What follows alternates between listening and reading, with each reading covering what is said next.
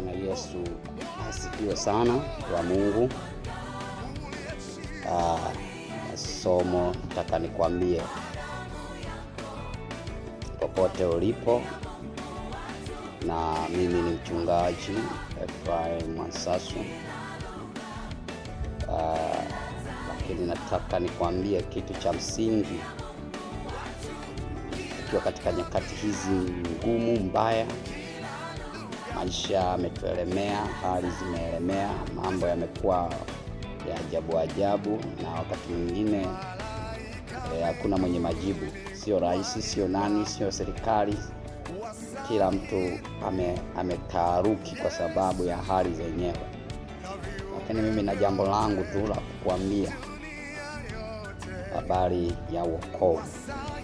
Nataka nikwambie wokovu. Nisoma Biblia katika Kumbukumbu la Torati 12 ule mstari wa 10 hadi wa 14,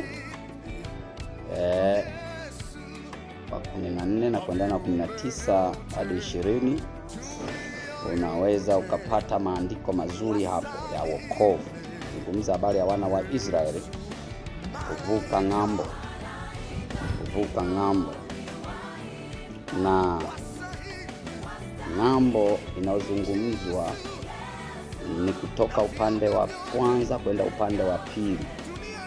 Na hili somo nataka nikwambie ina lengo la kwamba uelewe au tuelewe kwamba pamoja na wokovu ulio nao, yaani kumwamini Kristo Yesu, lazima kufuata utaratibu mwingine kuendelea kudumu katika wokovu huo. Hii iwe ni kwa Mkristo ama wewe ambao hujaokoka. Nataka niseme na watu wote kwamba sisi tuliokoka, haitoshi tu kuokoka. Lazima kuna utaratibu baada ya kuokoka, ili tuendelee kumiliki ile hali ya ahadi za Mungu juu ya maisha yetu. Lazima tufuate utaratibu. Bila utaratibu tunajikuta ahadi za Mungu zinakuwa kama story juu ya maisha yetu. Lakini vile vile wewe ambaye hujaokoka, ni lazima uokoke ili uwe salama kutoka kwenye hatari, sababu mtu yoyote ambaye hajaokoka yuko kwenye hatari. Wokovu ni nini? Wokovu ni kutoka katika hali ya hatari na kuingia katika hali ya usalama. Tunapokuhubiria kwa habari ya wokovu, hatuzungumzi dini, dhehebu, kanisa au itikadi za mtu fulani. Tunazungumza habari ya usalama wa mtu ambaye yuko hatarini. Tunajaribu kukutoa katika hatari ulionayo ili uingie katika usalama, uingie katika uzima. Na haya yameandaliwa tangu zamani kwa ajili yetu.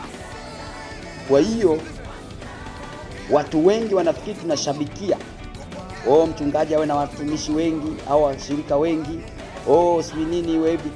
Haijalishi wako wa namna hiyo, lakini mimi niko hapa nikuambie ukweli. Tunapohubiri habari za wokovu kwa habari ya mtu, ili umpokee Bwana Yesu kwa Bwana na Mwokozi wa maisha yako, wewe manake uko hatarini, na tunajaribu kukutoa kwenye hiyo hatari. Na sio sisi sio sisi, bali Mungu mwenyewe, God himself. He wants you to change your life. Anakuwa anataka abadilishe maisha yako, anataka ageuze maisha yako, anataka ainue maisha yako, akutoe kwenye hali hiyo ulionayo. Na inawezekana, maana najua uko kwenye hatari. Shetani anakuwa miliki, yeye ndiye anakumiliki, sababu hata hayo unayoyafanya sio kwamba unapenda, sio kwamba unayataka. Kuna ushawishi unakusababisha ufanye hayo unayofanya. Kuna vitu vinakufanya vikusukuma ufanye hivyo unafanya. Sasa hiyo tunasema ni uteka. Ndio bwana anasema yoyote aliye mtumwa wa dhambi hawezi kutenda mema. Mtumwa manake hajisimamii, hajiongozi. Kwa hiyo wokovu ni kutoka katika hatari na kuingia katika usalama. Nataka unielewe vizuri. Lakini pia wokovu pia tunasema wokovu kibiblia ni kupona katika moto wa jehanamu ya milele na kupokea uzima wa milele. Soma Yohana sura ya 3:16. Sema Mungu aliupenda ulimwengu hata akamtoa mwanawe wa pekee ili kila mwamini asipotee bali awe na uzima wa milele. Nataka nikwambie, tunapokuhubiria wokovu, kumpokea Yesu, tunakuepusha na moto wa milele jehanamu, au moto wa jehanamu, kwa sababu huo moto upo na hujaandaliwa kwa sababu yako, kwa sababu ya shetani. Lakini shetani anafanya kampeni akupate wewe muingie pamoja naye. Kwa namna nyingine, ule moto ni wa waharibifu wanaomkana Mungu, wanaikataa sheria ya Mungu, wanaomkana Kristo aliyetumwa na Mungu. Mungu aliupenda ulimwengu ikambidi imgharimu. Na inamgharimu vipi? Ni kwa kumtoa Yesu afe kwa ajili yako, afe kwa ajili yangu. Na huyo yupo hapo kama dhamana. Anasema katika Yohana 14, mtu haji kwa Baba bila kupitia kwangu, maana mimi ndio njia ya kweli na uzima. Ili ufike kwa Baba ambaye ndio Mungu, lazima Yesu awe Bwana na Mwokozi wa maisha yako. Kwa hiyo tunakuepusha na moto wa milele. Hasara iko kwa nani? Wewe unaikataa wokovu, hasara iko kwako. Wakati mwingine mnabeza mtu, anamwambia hiyo injili sina nini. Hapana, we are looking forward. There is something happening. If you will not change your life, na uwezi ukabadilika mwenyewe, lazima Mungu aingilie ndani yako. Lazima Yesu mkubali, ndio anaweza akabadilisha maisha yako, sio wewe mwenyewe. Unaweza kuwa na maisha ya utaratibu tu, lakini sio kwamba una Yesu ndani. Unaweza ukaingia kwenye dini na ukaabudu kwenye madhehebu mbalimbali, lakini matendo yako ndio yatadhihirisha kwamba hujabadilika, kwa sababu kuna vitu hautaviacha, utashindwa, na hivyo vitakupeleka motoni. Na moto huo sio wa siku moja. Moto huo, nikwambie kwa kina kabisa na kwa uzito, huo moto sio wa siku moja. Huo moto ni wa milele na milele, unaungua, haufi mpendwa. Na huo uzima ukishaupokea sio wa siku moja. Leo hii tunaishi na uzima tulionao leo. Tuna miaka 70, 80, na leo mambo yamebadilika, mpaka miaka 10 mtu anakufa, kitu ambacho kilikuwa kipo miaka 30 anakufa kijana mdogo. Lakini kawaida miaka 70, 80, 90 mtu amekufa. Afiki miaka michache. Uzima tulionao huo tunausema Yesu akiingia ndani yako ni wa milele na milele. Hauna miaka, hauna muda, unaingia ndani yako. Mpendwa mtazamaji wangu, tunapozungumza kuvuka ng'ambo, ukisoma mstari wa 10 hiyo Kumbukumbu la Torati 12, kuvuka ng'ambo ni kutoka upande huu kwenda upande mwingine. Kawaida tunaishi pande mbili. Tunaishi upande wa Mungu, tunaishi upande wa shetani. Ama tunaishi upande wa giza, tunaishi upande wa nuru. Yote hayo ni maneno mawili. Na Mungu yuko upande wa nuru, na shetani yuko upande wa giza. Na wewe ninazungumza na wewe, wakati mwingine hujui uko upande gani. Lakini kawaida upande wa giza una mambo yake, na upande wa nuru na mambo yake. Tunapokuhubiria wokovu, kuokoka, kuvuka kutoka ng'ambo hii kwenda ng'ambo hii, ni namna ya mabadiliko. Wana wa Israeli walikuwa wakivuka mto Yordani, na wakati wanavuka hawakuvuka kirahisi. Na Biblia inasema mtakapovuka huko ng'ambo, huko ng'ambo kuna raha, wala msisahau mkasimame imara. Kuna amani, kuna nguvu, kuna ushindi. Kawaida huko kwenye giza watu wanamilikiwa na shetani, kwa sababu ndo mfalme wa giza. Sikia, shetani ndo mfalme wa giza. Mfalme wa nuru ni Mungu. Unapotoka kwenye giza unaingia kwenye nuru, unakubaliana kumilikiwa na Mungu. Sasa wewe unakubaliaje umilikiwe na shetani? Shetani wewe ndo wa kumtumikia? Acha dhambi, acha dini hiyo. Dini haikupeleki popote.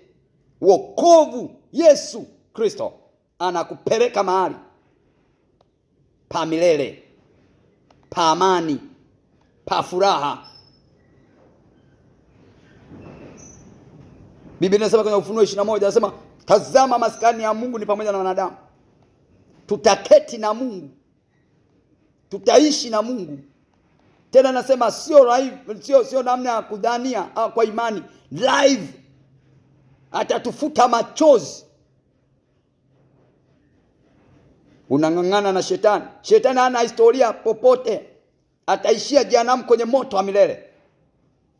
Sikiliza mpendwa, wewe tamaa za maisha zinakusumbua, unajiungamanisha kwenye maeneo mabaya ya kuua ndugu zako, kuharibu ndugu zako ili utafute heshima ya dunia hii. Sikia, kuna heshima ya milele, hiyo ni ya muda. Ndio maana hata utaviacha hivyo kwa muda, utakufa. Hayo magari utayaacha, au majumba utayaacha, au watoto utawaacha, hizo mali utaziacha, na watakao kula hata hawajibika kwa chochote. Wewe utaondoka mwenyewe, tutakuvika nguo ambazo hata wewe hukuzipenda, tutakuvalisha ama tutakuweka kwenye shimo ambalo wewe hata hukulipenda, tutakuweka kwenye jeneza ambalo hata wewe hukulitaka, kwa sababu wewe ni maiti, umekufa. Na watu watakula ubwabwa kwenye msiba wako, watakula pilau, watakunywa soda, watafurahia. Wewe utakuwa kwenye hukumu ya moto wa milele.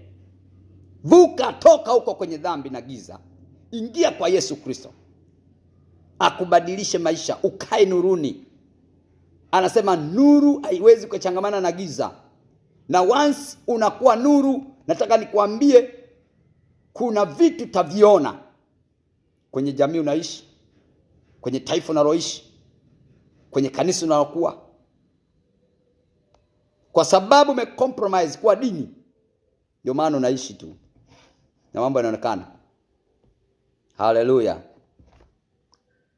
Mfano, ukisoma Kolosai 1:13, Biblia inasema na alitukomboa katika nguvu za giza, akatuhamisha na kutuingiza katika ufalme wa mwanapendo lake. Tunatolewa kwenye nguvu za giza, tunaingizwa kwenye ufalme. Na wewe unayenisikia, unayeniangalia, Yesu Kristo anapoingia ndani yako, anakutoa katika giza. Na mara nyingi hilo giza, you never know, hauwezi kaelewa. Wewe unaweza kuona ni maisha ya kawaida unaoishi, lakini kama uko katika mikono ya shetani, ujue unamilikiwa na shetani. Unamilikiwa na shetani. Lakini Yesu akikumiliki, uko salama duniani, unakuwa salama mbinguni. Yesu akikumiliki, uko salama hapa duniani na utakuwa salama mbinguni. Hayo mateso, unajaribu kwenda kwa waganga wako katika ufalme wa giza. Hawa wapiga ramli wako kwenye ufalme wa giza, hawawezi kukusaidia. Lazima watakuongezea sumu. Lakini Yesu anakusafisha na giza, anakuponya. Hata wanaokuloga wanakupata na kukuloga wewe kwa sababu hauna Yesu. Na hata ukienda wakakupa ilizi waganga wa kienyeji utalogeka tu. Kwa sababu huyo aliyekupa ilizi ni mmoja wapo katika ufalme, ni watumishi katika ufalme wa giza. Mganga, mchawi, mapepo, majini, hayo yote ni watumishi katika ufalme wa giza. Watakusaidiaje wewe ukiwa na wewe ni uko katika ufalme wa giza? Njoo kwa Yesu. Yesu atakutoa kabisa kwenye giza. Utaingia nuruni. Mchawi hatakupata. Mapepo haya yatakupata. Waganga watakupata. Hata kwa rada zao zitaungua zinapojaribu kukutafuta wewe. Aha. Jamani, amina. Jambo lingine, Yesu ametutoa katika upande wa shetani, anatuweka katika upande wa Mungu. Kwa hiyo wewe unavyoendelea kukataa, unakataa kutoka kwenye upande wa shetani uliong'ang'ania. Lakini upande wa shetani hatima yake ni nini? Ni jehanamu ya moto milele na milele. Ndio hatima ya kukaa kwenye upande wa shetani. Na hatima ya kukaa katika upande wa Mungu ni uzima wa milele. Chagua. You have a choice. Chagua. Chagua mwenyewe. Hiyo ni uchaguzi, ukubali ama ukatae. But the truth, it remain or it still forever the truth. Kweli itabaki kusimama, kweli itabaki kukaa, kweli itabakia kweli milele. Hata ukatae bado haitabadilisha ukweli, kwa sababu ndivyo Biblia inavyotuambia.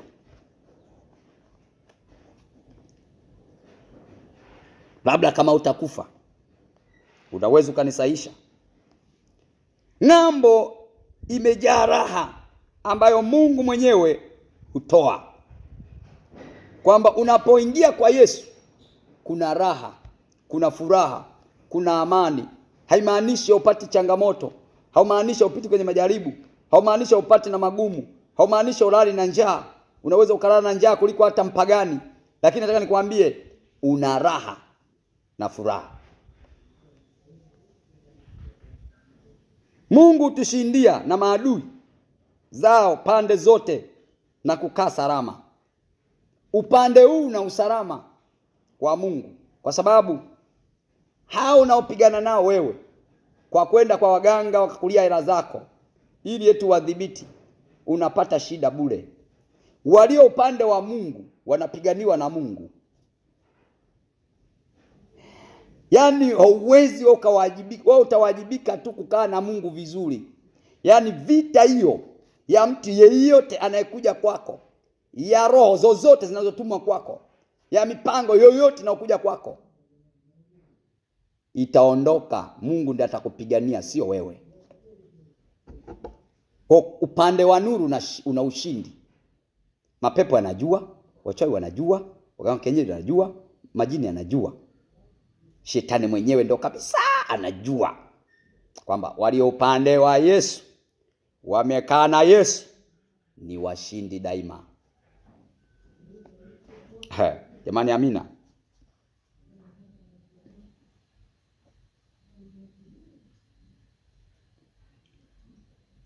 Lakini pia watu wengi wa Kristo tunapotoka, kwa sababu tumepata wokovu, umpokea Yesu, lakini hatuna pa kukaa au penye madhabahu halisi. Watu wanafikiri kila madhabahu inawahusu. Na kufundisha leo, na mwenye kupona upone. Mungu ana madhabahu maalum kwa ajili yako. Na ukigundua madhabahu hiyo ndio halisi, simama hapo, usikengeuke.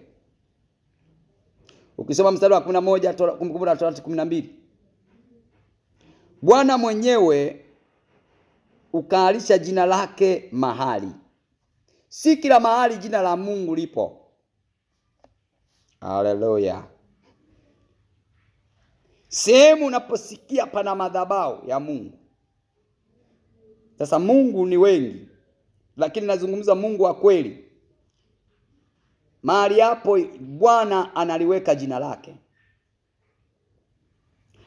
Kwa Mungu aliweki jina lake kila mahali. Kwa maana nyingine, analikalisha jina lake. Kwenye hiyo madhabahu ndipo mtaleta kila kitu mtakachoambiwa. Kwenye hapo ambapo pameweka jina la Mungu, alipoliweka jina lake, manake hapo kwenye madhabahu anasema ndipo mtapeleka kila kitu chenu. Nazungumza na watu. Kuna hanja leo uko kule, unatoa tu vitu vyako huko, unatoa huko, kutoa ni nini, sijui nini, unapoteza. Toa kwa utaratibu. Vipi? Ulienda kwa mganga fulani akakuagulia, alafu kuku naenda kumpa mganga mwingine. Inakuja unasema tu si wote ni waganga. Si wote ni waganga. Vipi mtu anayekulea, mzazi, anakukuza, anakutunza, zawadi unaenda kumshukuru nani? Huko uliyokutana barabarani, eti huyu kwa kweli namshukuru kwa sababu ina hii. Vipi? Inakuja kuna mahali maalum anasema hapo ndipo tapeleka sadaka za kuteketeza, zaka, dhabihu, nadhiri za kuinuliwa. Hapo kila aina sadaka peleka kwenye madhabahu hiyo, ambapo wewe umeamua kwamba hapo utabarikiwa. Hapa ndipo nitakula chakula cha kiroho. Hapa ndipo nitamtumikia Mungu. Na hapa ndipo nitalitaja jina la Bwana, na ndipo lilipo hapa. Toa hapo. Toa hapo. Labda hiyo michango tu mingine ambao unatoa huko, lakini not spiritually offering. Kitu kinachohusisha kiroho haukipeleki nje na madhabahu husika ambapo jina la Bwana linatajwa. Patakuwa pa furaha hapo, kwa kuwa tutakuwa mbele za Bwana. Hapo tunapotoa, tunapoabudu, tunapotajwa jina la Bwana, hatui mbele za wanadamu, tunakuwa mbele za Bwana. Kwa hiyo patakiwa kuwa na furaha zote za watu wafurahie. Wakristo mnaotapanya huku mnasema hatubarikiwi, mnalandalanda, mnakwenda huko na huko. Biblia inasema malaya ni neno baya, lakini hata Biblia imelitaja, kwa sababu malaya ni mtu asiyetulia na mtu mmoja. Kuna watu hamtulii na wachungaji wenu, na watu hamtulii juu ya madhabahu ambao mmeitiwa mkae hapo mtumike. Kuna watu mnalandalanda, mna mababa wengi, sio baba mmoja. Sikia, hauwezi ukafanikiwa. Maneno magumu sana hayo, lakini nakwambia ukweli. Tulia na mchungaji wako, tulia na madhabahu uliopo, tulia hapo, mtumikie Mungu kwa furaha hapo, toa hapo, muombe Mungu hapo, atakufanikisha. Tahadhari juu ya utoaji. Anasema usitoe kila mahali sadaka zako. Kila mahali upaonapo tu wewe usitoe. Usijipangie kwa kutoa sadaka unakotaka wewe. Toa sadaka pale Mungu anapotaka, alipopachagua. alipoweka jina lake.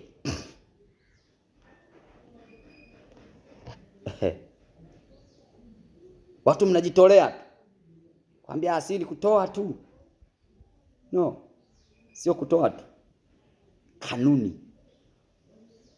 Hivi unaweza kufanya kazi, umeajiriwa kampuni ya Airtel, unakwenda kupokea mshahara ya Tigo.